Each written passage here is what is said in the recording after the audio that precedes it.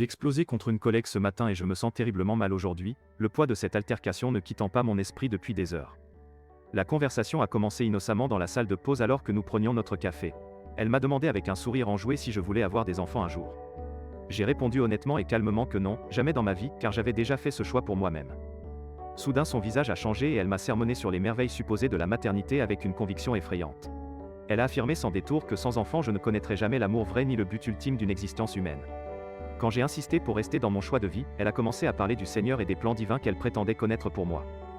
Pire encore, elle a osé affirmer que je n'étais pas une vraie femme tant que je ne serais pas mère. J'ai senti la colère monter en moi comme une marée noire alors qu'elle continuait à me juger sans pitié. Dans un moment de vulnérabilité extrême et par pudeur blessée, j'ai réagi en lui révélant mon infertilité médicale, un secret que je gardais précieusement pour moi-même. Je pensais que cette vérité la ferait taire ou au moins réfléchir à sa propre ignorance cruelle. Elle continuait pourtant à me juger malgré ma réponse claire et profondément blessante, comme si mon corps était une erreur qu'elle pouvait corriger avec ses mots. J'ai fini par lui crier dessus pour arrêter ce harcèlement constant sur mes choix personnels et mon intimité la plus sacrée. Je regrette d'avoir été si dur dans le feu de l'action, mais elle a franchi toutes les lignes rouges possibles en me réduisant à un statut inférieur.